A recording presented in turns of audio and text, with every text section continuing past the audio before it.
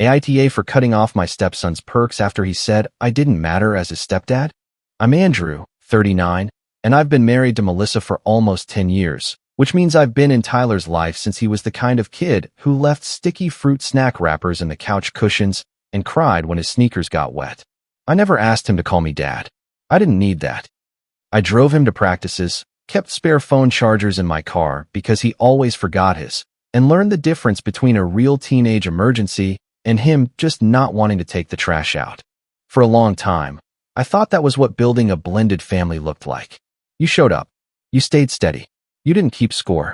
When Melissa and I first got married, Tyler was small enough to fall asleep in the back seat with his mouth open and one hand still holding a half-eaten granola bar. He was shy around me at first. Not rude, just cautious. I understood that. I wasn't trying to replace his father, Eric. I wasn't trying to force some picture-perfect family where everyone suddenly acted like the past hadn't happened. So I started small. I learned which cereal he liked. I picked him up when Melissa got stuck somewhere. I went to his games, even when he pretended not to care if I was there. I stayed up when he had a fever and Melissa was exhausted. I bought poster board the night before projects were due because apparently school assignments only existed after 9 p.m. in our house. Tyler didn't hug me or thank me much, but sometimes he would leave his backpack by my chair because he knew I wouldn't forget it in the morning. Sometimes he would ask, "Can Andrew take me?" instead of, "Can you take me?" And Melissa would smile at me like we were doing something right. Back then, I believed consistency would matter more than a title. The trouble started in small ways.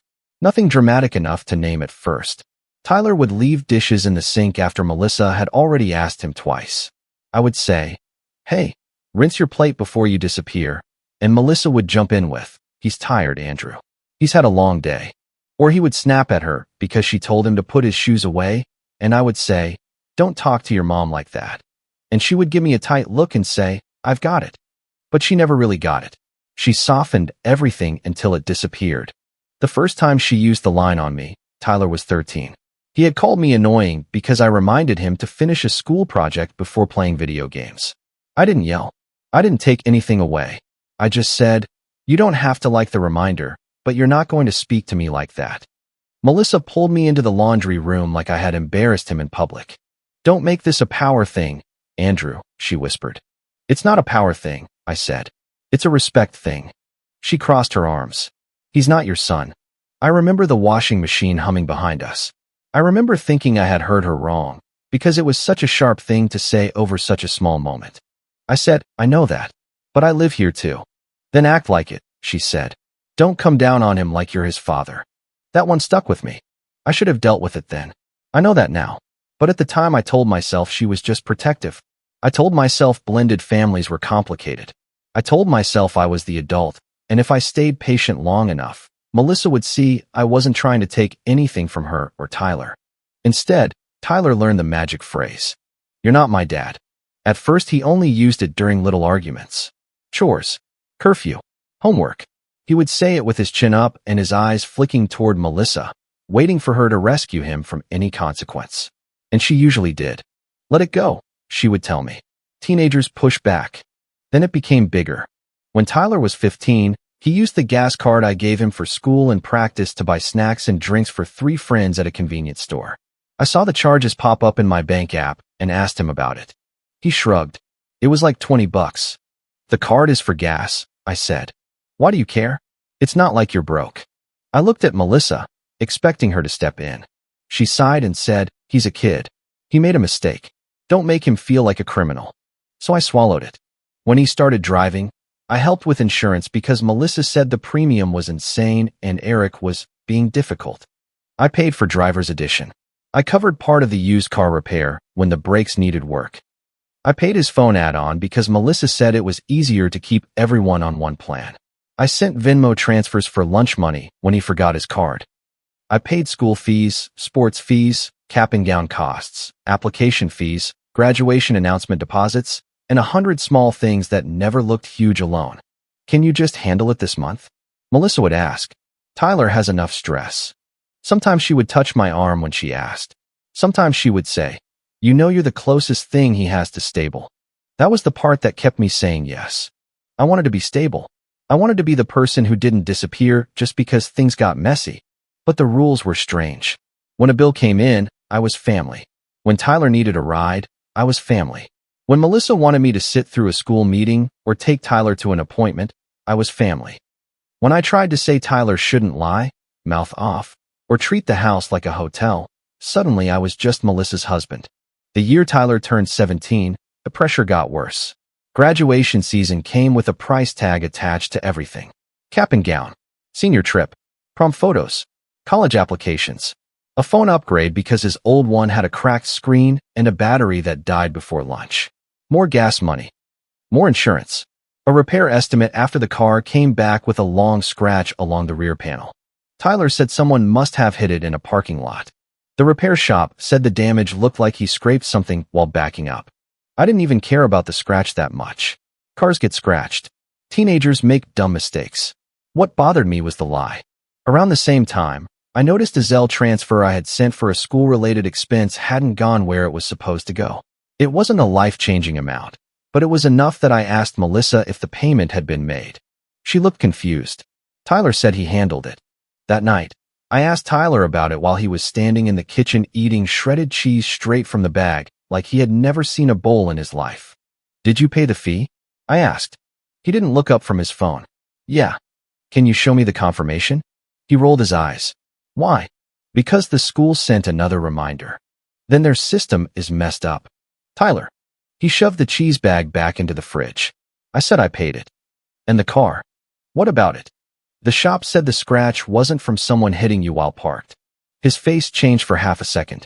Then he recovered. "So now you're calling me a liar?" "I'm saying the story doesn't match what the shop said." Melissa came in right then, carrying a stack of mail. She looked from Tyler to me and immediately went into that defensive voice I had come to know too well. "What is happening?" "I'm asking Tyler about the missing payment and the car," I said. Tyler threw his hands up. "This is ridiculous." Melissa said, "Can we not do this tonight?" "When should we do it?" I asked. "He's got finals coming up. He's got graduation stuff. He's stressed." Tyler gave me a look over her shoulder. Not scared, not guilty, more like he was watching a door open for him. I said, "I don't care that the car got scratched. I care that he lied to my face." Melissa lowered her voice. "Andrew, please." That was always the signal. Please meant stop. Please meant let me protect him from the consequence.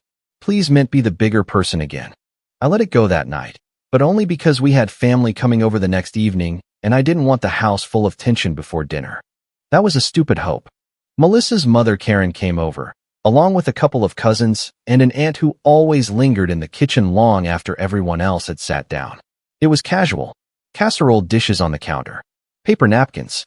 Half-empty soda cans. People standing around talking too loud because the TV was on in the background even though nobody was watching it. Tyler was in a mood from the beginning.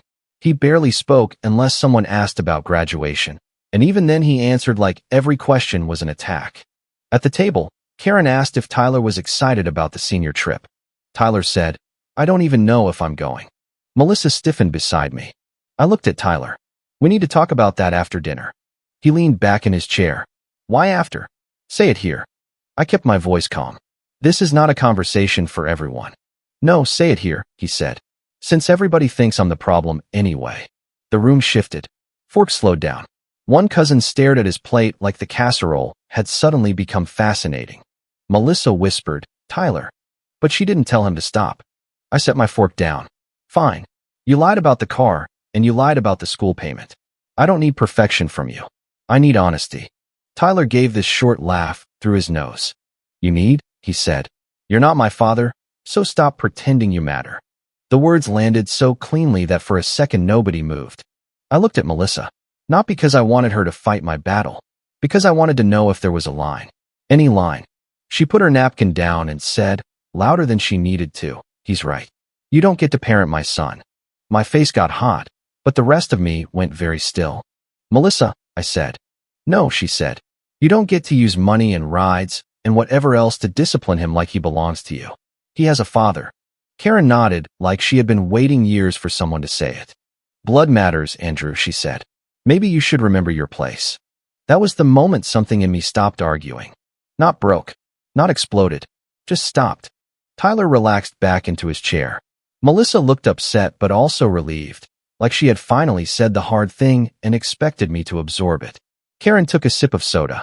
The cousin across from me kept staring down. I folded my napkin and placed it beside my plate. Good to know, I said. Melissa blinked. Andrew. I stood up. Enjoy dinner. I didn't slam a door. I didn't curse. I didn't give some speech. I walked upstairs, packed a few things into a duffel, and slept in the guest room. Through the floor I could hear muffled voices, a chair scraping back, someone laughing too loudly to make things normal again. I barely slept. The next morning, I woke up before everyone else and sat at the kitchen table with coffee I forgot to drink. The house smelled like cold leftovers and old coffee grounds. My laptop was open. My bank app was open. My email was open. And for the first time in years, I stopped looking at Tyler's expenses as isolated favors. I looked at the pattern. Phone plan add-on. Driver's edition insurance premium. Repair shop invoices. Gas card transactions. School fees. Application fees. Senior photos. Sports equipment. Little Venmo requests with notes like food or need for school or no note at all. Calendar reminders I had made for practices, dentist appointments, school meetings, oil changes, application deadlines. It was death by 1,000 small, automatic yes. Melissa came downstairs around 7. She stopped when she saw me at the table. Are you still mad? She asked. I looked up. Yes. She rubbed her forehead. I didn't like how last night went either, but you pushed him. I asked him to tell the truth. In front of everyone. He chose to make it public. He's 17, Andrew. You're acting like he committed a crime. I closed the bank app. He lied. Then he humiliated me in front of your family, and you backed him. Because you were overstepping. There it was again. I nodded once. Okay. She frowned. What does that mean? It means I understand the role now. I got up and went to the guest room before I said something I couldn't take back.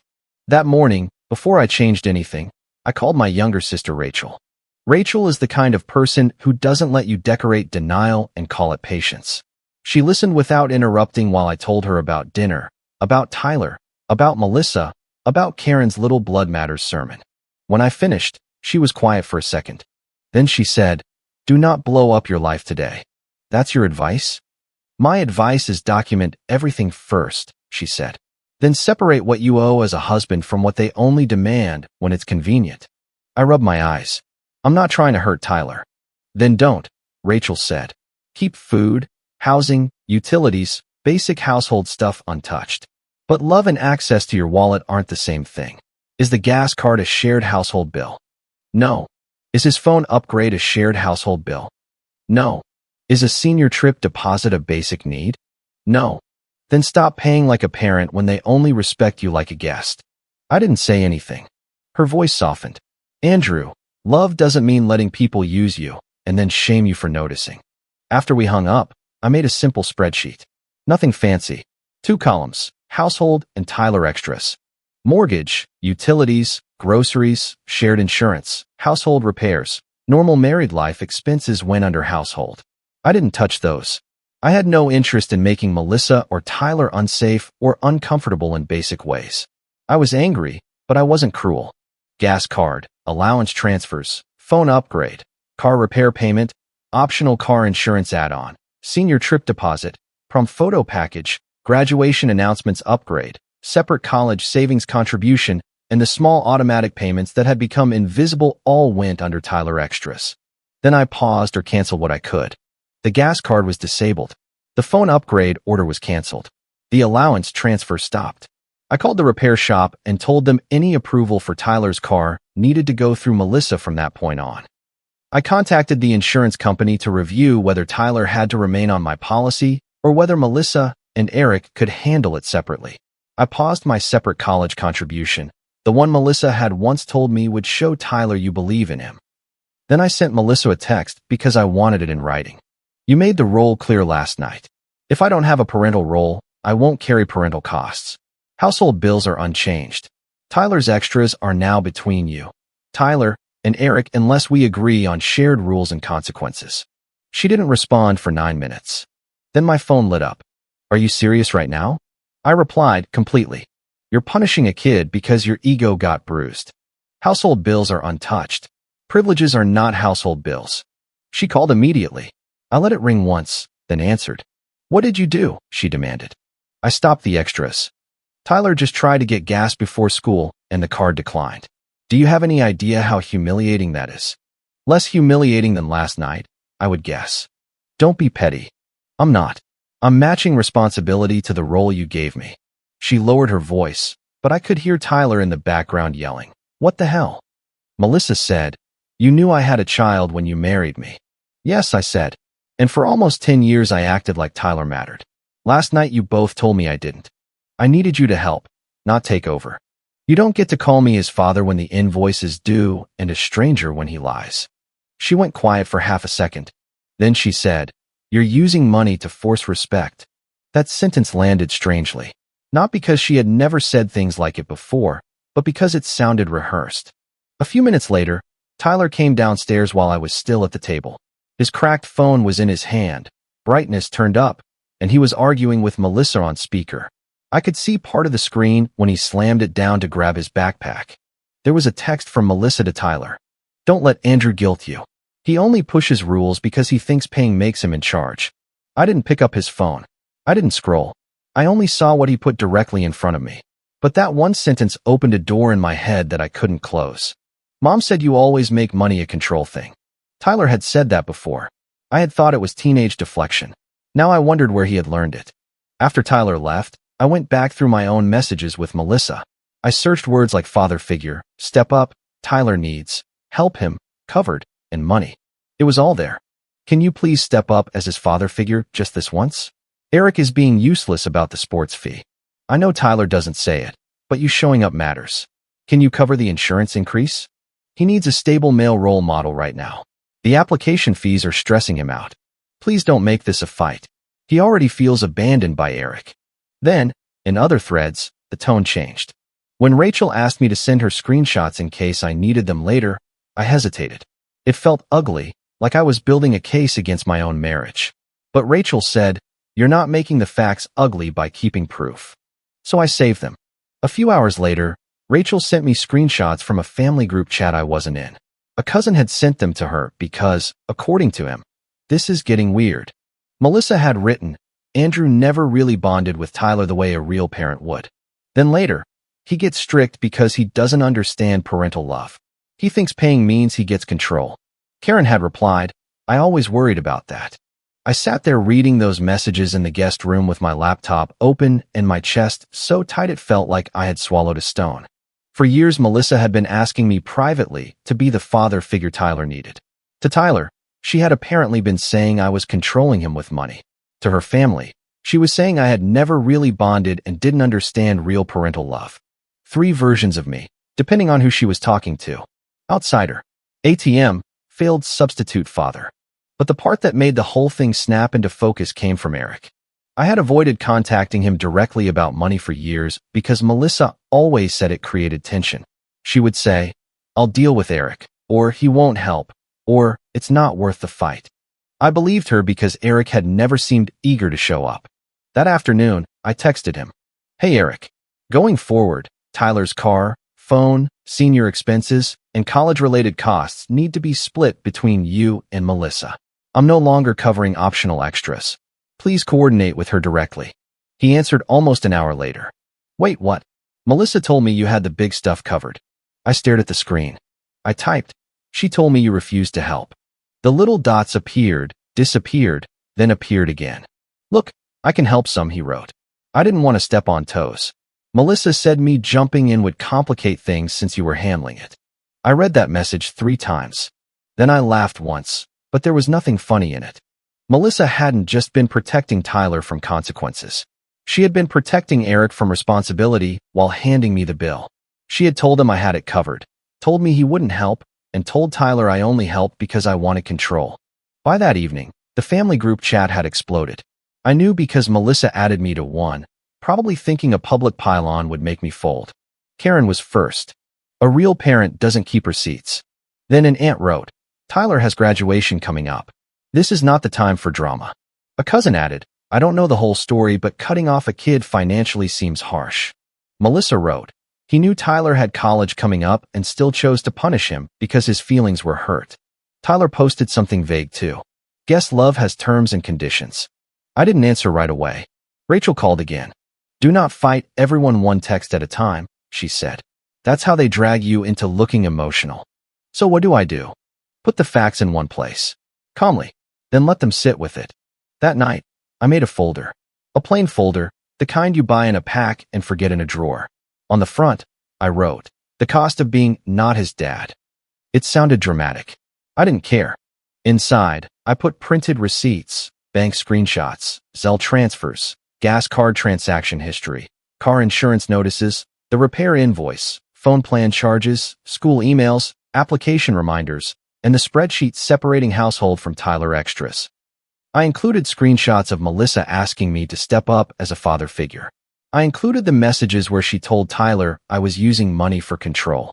I included Eric's text saying Melissa told him I had the big stuff covered. I was careful. I blacked out account numbers. I didn't include anything private that had nothing to do with the issue. I wasn't trying to embarrass Tyler over every dumb teenage request for food money. I was showing the pattern. The next day, Melissa said her mother was coming over. No, I said. She looked surprised.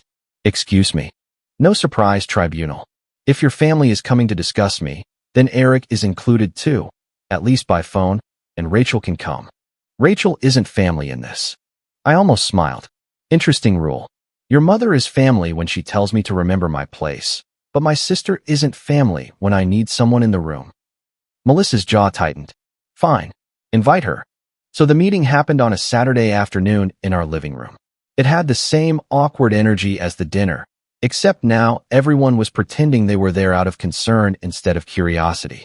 Karen sat on the couch like a judge.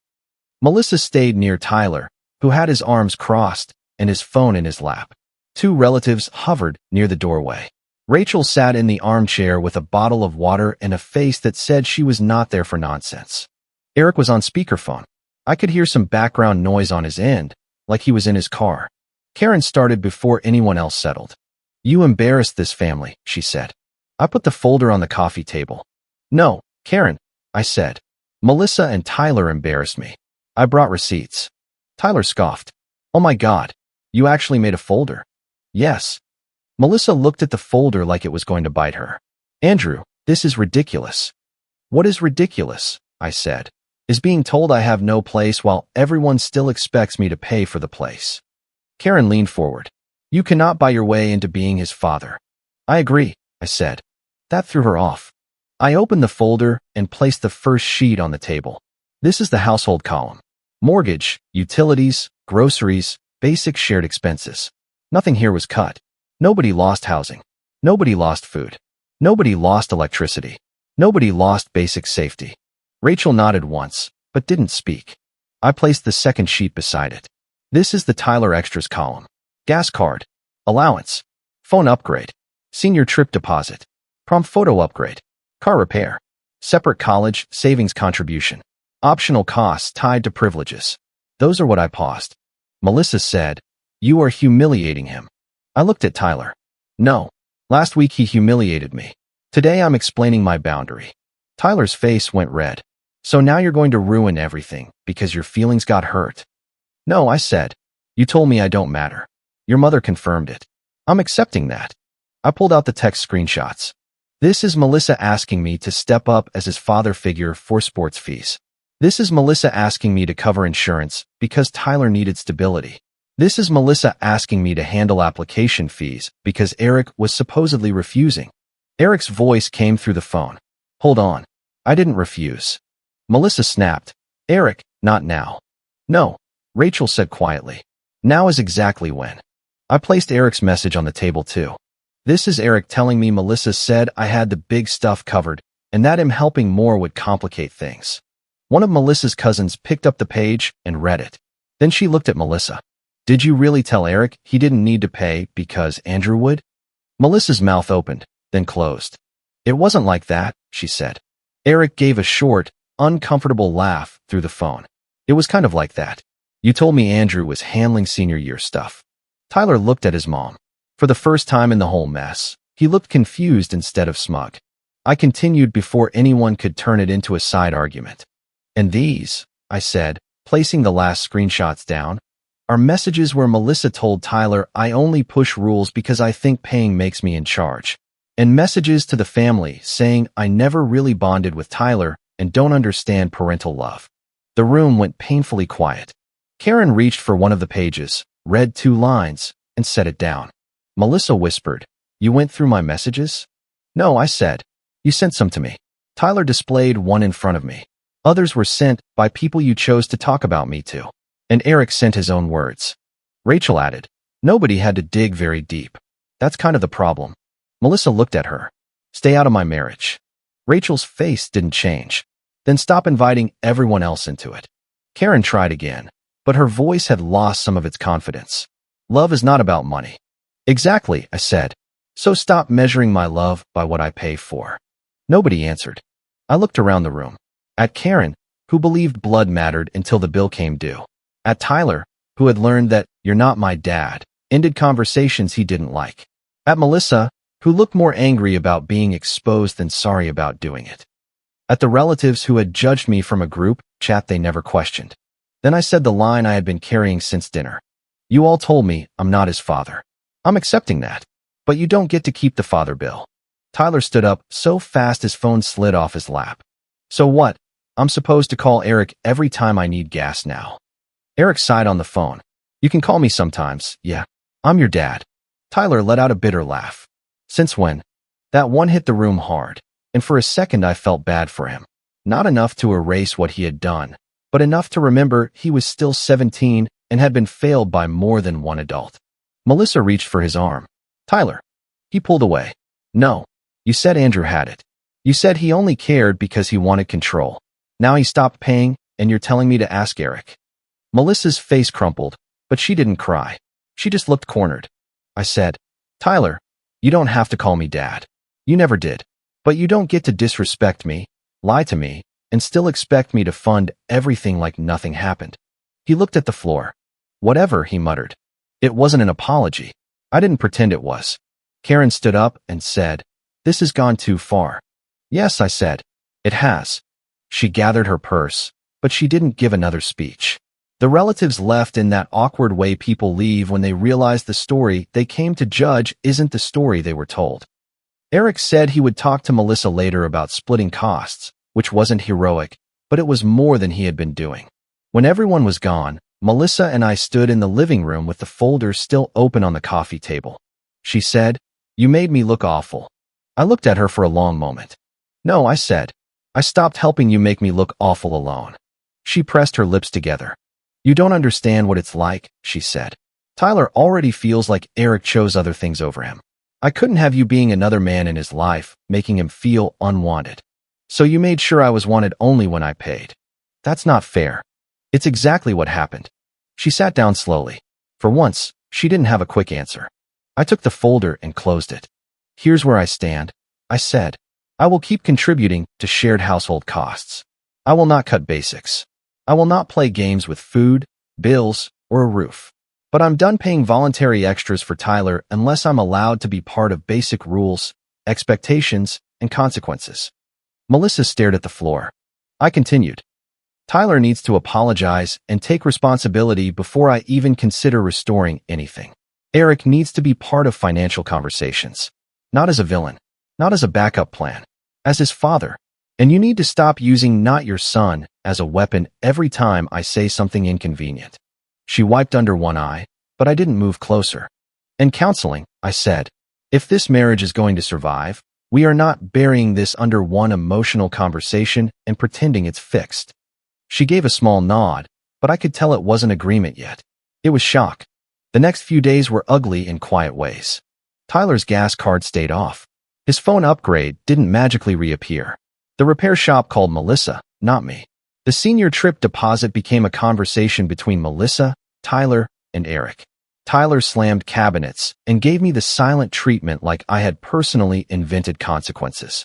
At one point, he came into the kitchen while I was making coffee and said, "So I don't matter unless your card works?" I turned around slowly. "No," I said. "You matter. That's why I drove you places, paid for things, showed up, and tried to teach you not to lie. You're the one who said, I don't matter unless the card works. He looked away. Mom said you always hold money over us, he said, but his voice was less certain than before. Your mom said a lot of things, I replied. You're old enough to look at what people actually did. He didn't answer. He grabbed a bottle of water from the fridge and left. That was the closest we got to a real conversation for a while. Melissa struggled more than she expected.